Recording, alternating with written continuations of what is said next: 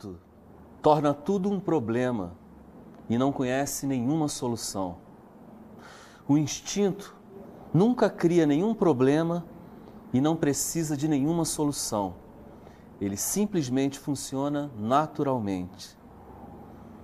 A intuição é solução pura, não tem problemas. O intelecto é apenas problemas. Ele não tem solução. Osho. Sejam bem-vindos a mais um Camarim. Nosso convidado especial de hoje é artista plástico. Ele iniciou seus estudos da pintura nos anos 60. Ele estudou várias técnicas, óleo, acrílica, aquarela, cerâmica, escultura, xilogravura, com diversos mestres diferentes. Estudou também na grande Escola de Artes Visuais do Parque Lage, no Rio de Janeiro. Realizou exposições em São Paulo, no Rio de Janeiro, em várias galerias importantes. As suas obras, tanto as figurativas quanto as abstratas, estão espalhadas em diversos países das Américas e da Europa, além do Brasil, é claro. Ele também é contador de histórias, pois é, ele desenvolveu uma técnica de contação de histórias, onde ele utiliza a técnica do teatro de sombra e do teatro de bonecos, teatro de animação, teatro de sombras e teatro de animação. Enfim, esse projeto se chama Tangará, mas eu já falei muito, ele irá falar sobre a sua carreira aqui no Camarim dentro de instantes. E se você não viu nas redes sociais ainda, facebook.com/camarimprograma, basta aguardar um instante, você já saberá quem é o nosso convidado especial. Portanto, curta facebook.com/camarimprograma e você estará sabendo quem é o nosso entrevistado do dia, né? Não precisará ficar nesse suspense que eu sempre realizo aqui. Bem, aguarde um instante que você saberá quem é o nosso convidado especial. O Camarim volta já.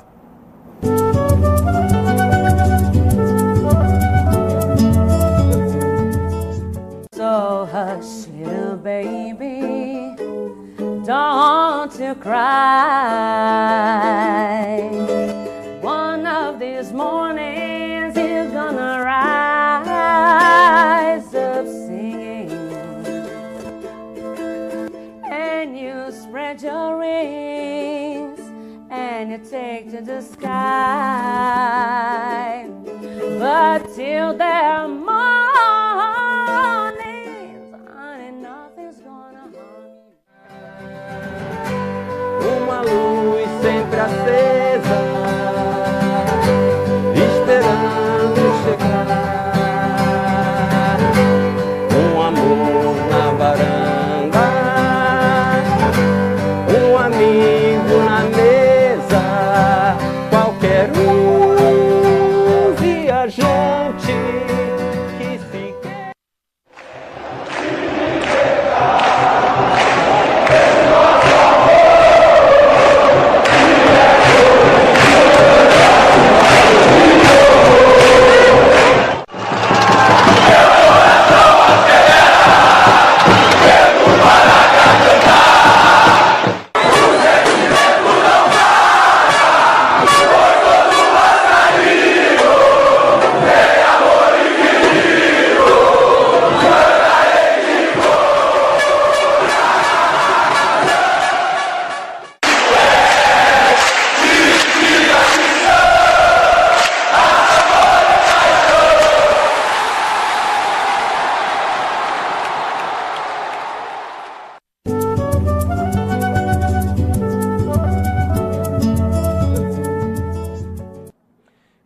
Com o Camarim, que hoje entrevista o artista plástico Walter Berner.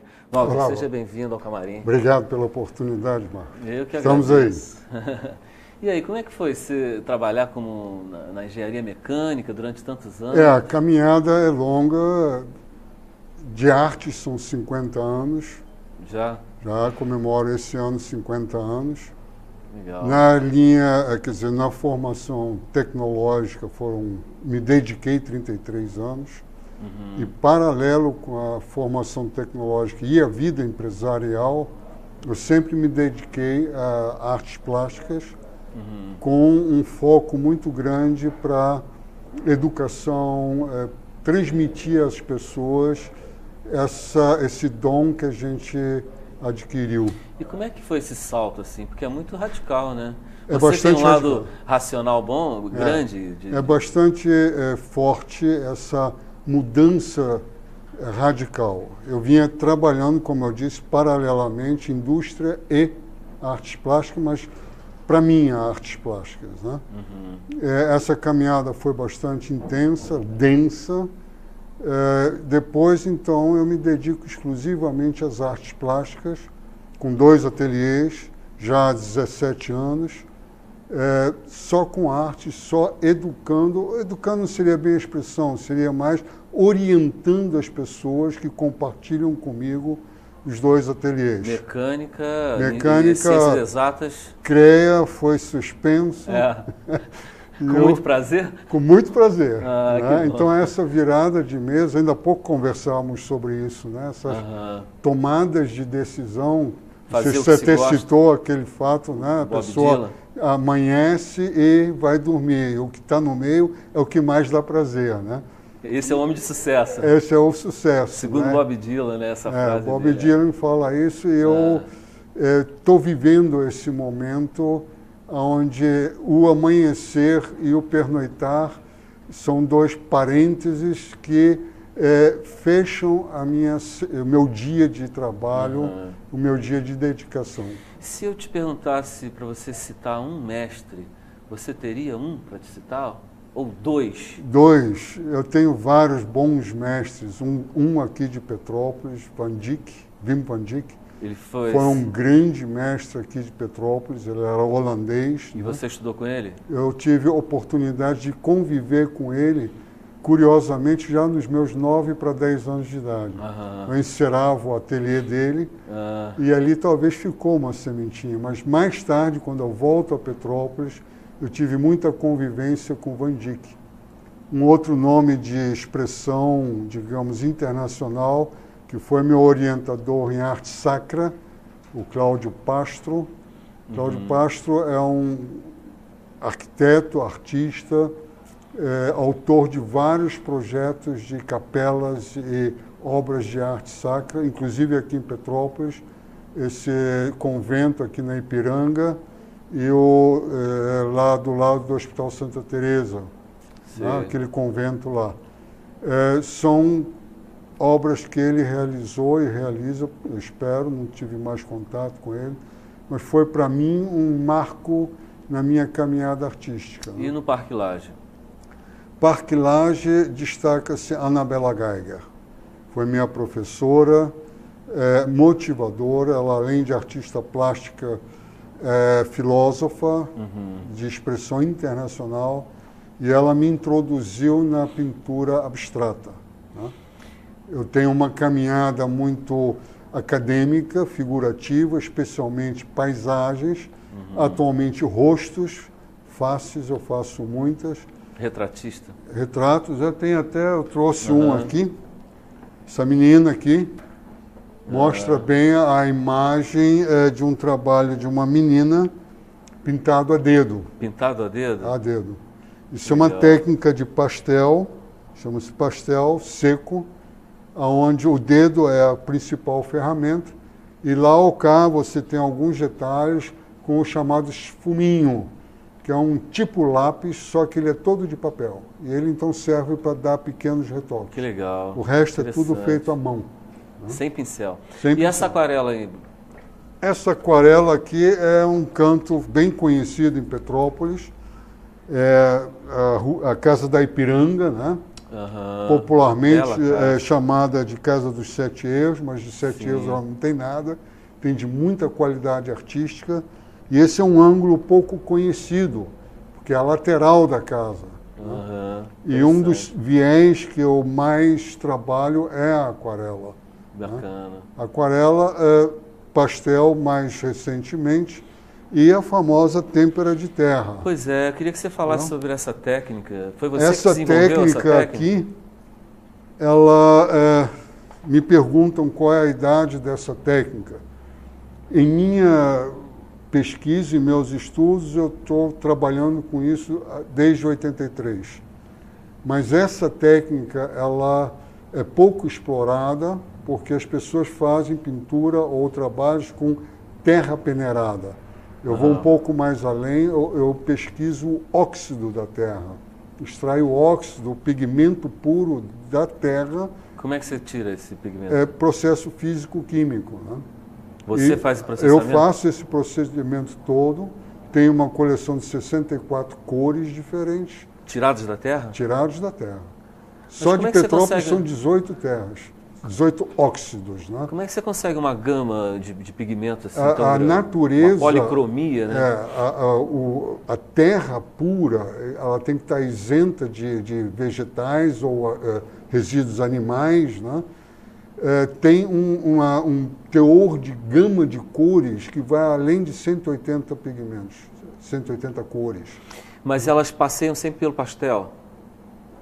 Caminham nessa linha pastel. Esse quadro é mais monocromático. Ele né? é bem monocromático, né?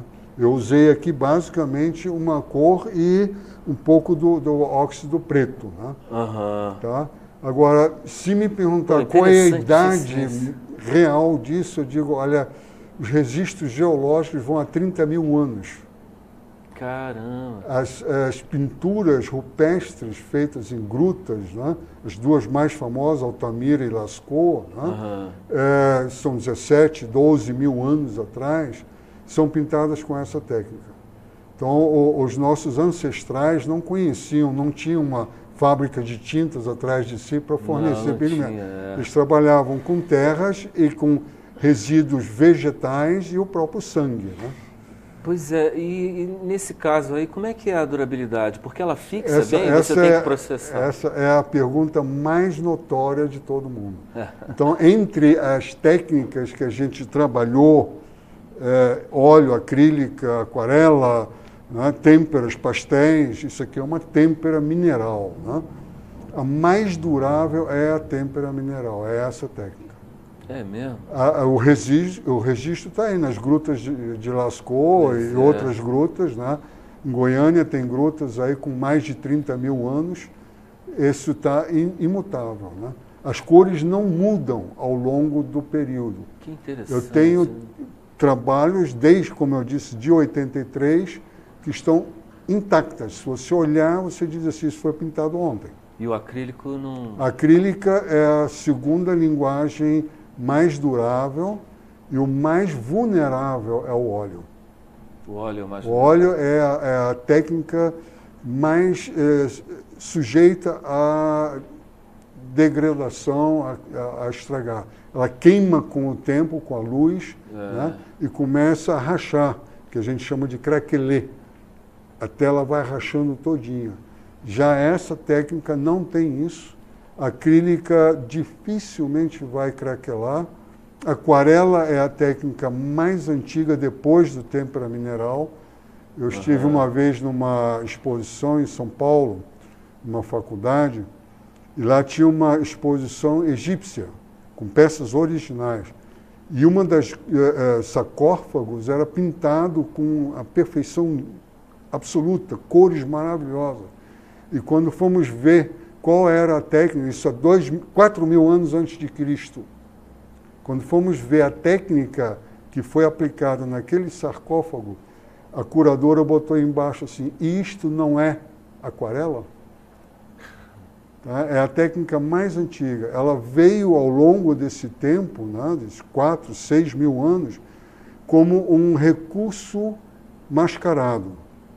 Só Albert Dürer, no século XVI, que transforma a aquarela em técnica artística. Até lá, veja quanto tempo, né? Só no século XVI é que a aquarela é reconhecida como um produto de qualidade artística.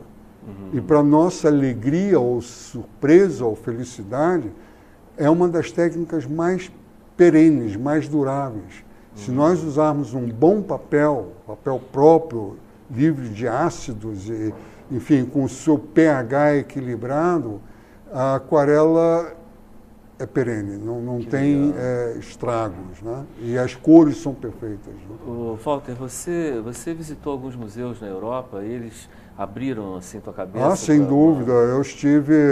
Nos anos O primeiro 70. que eu visitei foi em Washington, Museu de Washington, Estados Unidos. foi em 75.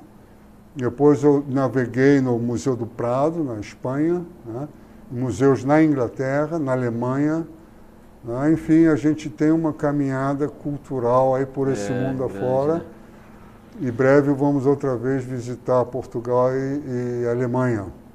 E Né? você... Uma viagem também. vai de para a culto, Alemanha? Portugal e Alemanha? Portugal e Alemanha. Legal. A Alemanha, você tem parentes lá. A minha família basicamente toda é de lá. Né? Interessante. Eu apenas nasci no Brasil e me considero brasileiro, claro. Você nasceu onde? Eu nasci no Rio de Janeiro, sou Nasceu no carioca. Rio? E como é que veio para Petrópolis? Isso foi há 65 anos atrás. Quer dizer, eu estou agora comemorando, festejando 70 anos de primaveras aí, né, bem vividas. E meu pai tinha uma indústria no Rio de Janeiro, fábrica de órgãos, né, esse órgão da catedral é dele. Né, e ele sofre um acidente, eu tinha 5 para 6 anos, quando eu perco a minha mãe, meu pai adoentado, em cama de gesso, ele foi recomendado ir para uma cidade fria. Então Petrópolis era mais perto. Ele era alemão e veio a falecer 4 anos depois, eu tinha 9 anos quando ele faleceu. Eu fui na reinauguração desse órgão. Do órgão, né? Muito lindo ele. Muito lindo, muito legal. Uma sonoridade muito bonita, né? Você também foi, além de palestrante, você foi diretor de muitas instituições, né? As instituições de arte da década 80, eu volto para Petrópolis em 72. Né? Até lá eu estava trabalhando, morando no Rio, melhor em Niterói e trabalhando no Rio. Depois, em 72, meu sogro me convida para conduzir aqui a fábrica dele. E a partir de 72 eu me envolvo com os meios artísticos de Petrópolis. Então, as PEB, as PAB, a Abrarte, todos esses segmentos eu participei como diretor e atuante, ativista desses segmentos. Você acredita que é possível ter um bom pintor que não saiba desenhar?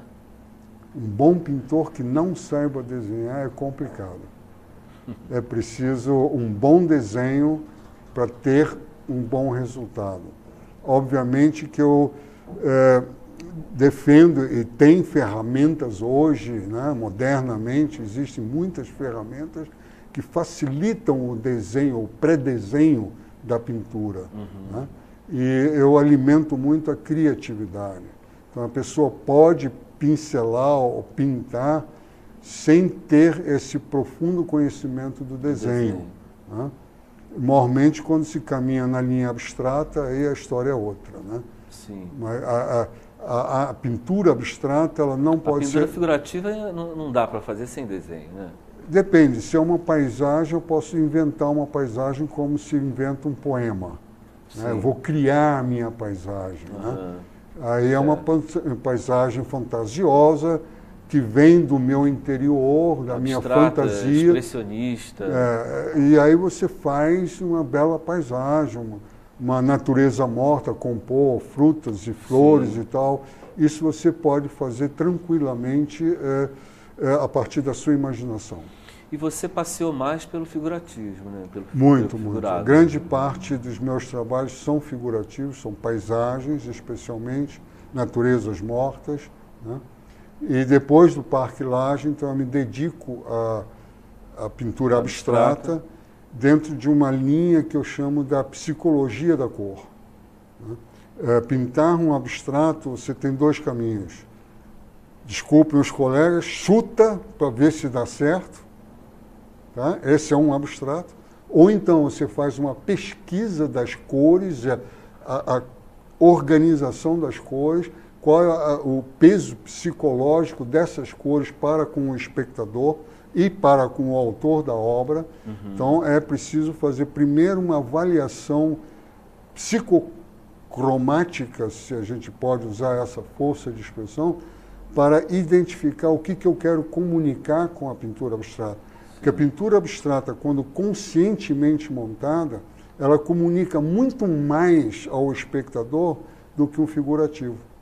Uma paisagem é uma paisagem, ponto. Eu aprecio se está bem ou não feito, né? E o que ela reage para mim. Agora, o abstrato não, ela tem que mexer com o meu psique, com o meu emocional, com o meu sentimento. Sim. Né? Vamos pegar uma obra abstrata aqui, sua. Deixa eu pegar essa aqui.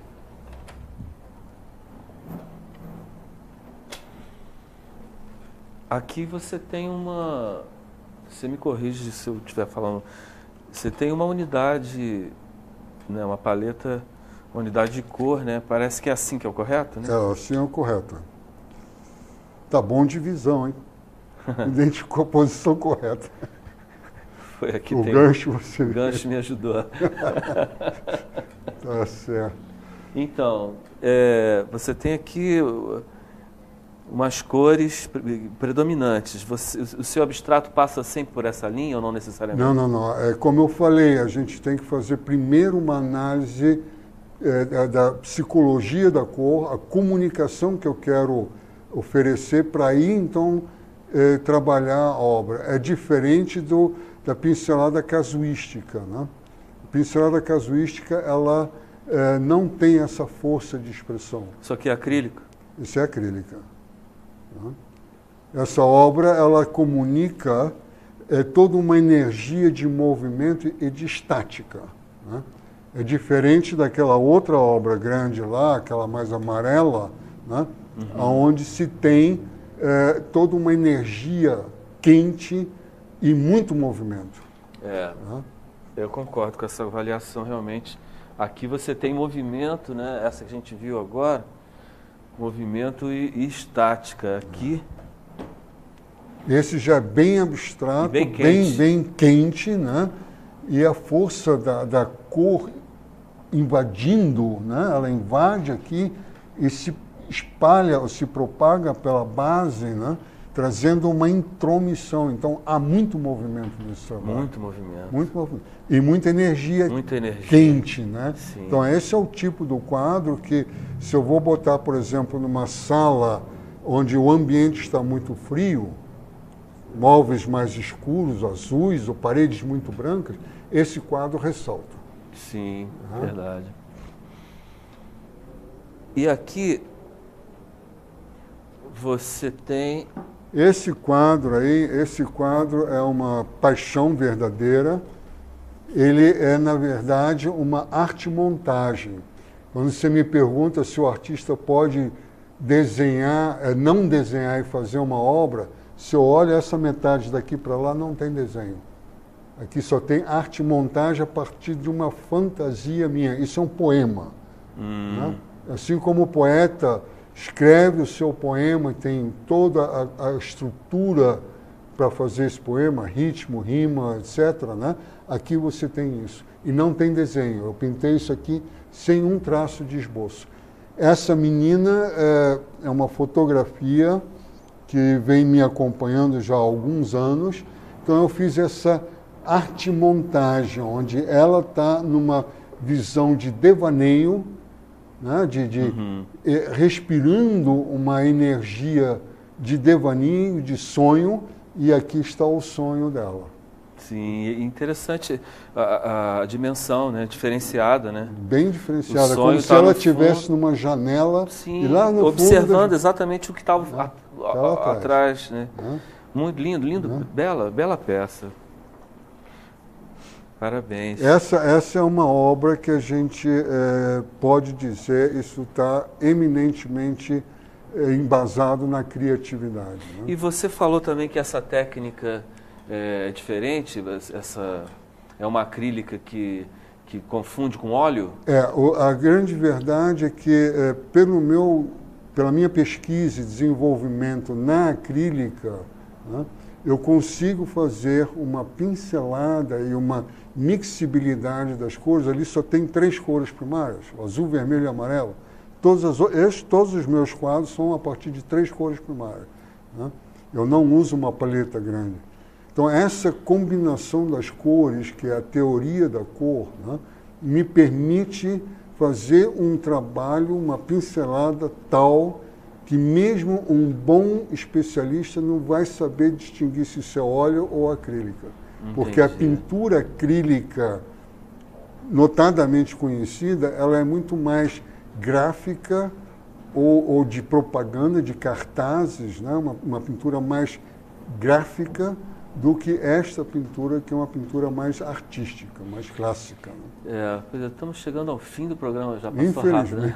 Pois é, vou ter que te convidar de novo aqui. Será um prazer, obrigado. A Luz e Sombra de Rembrandt ou o Fogo do Van Gogh?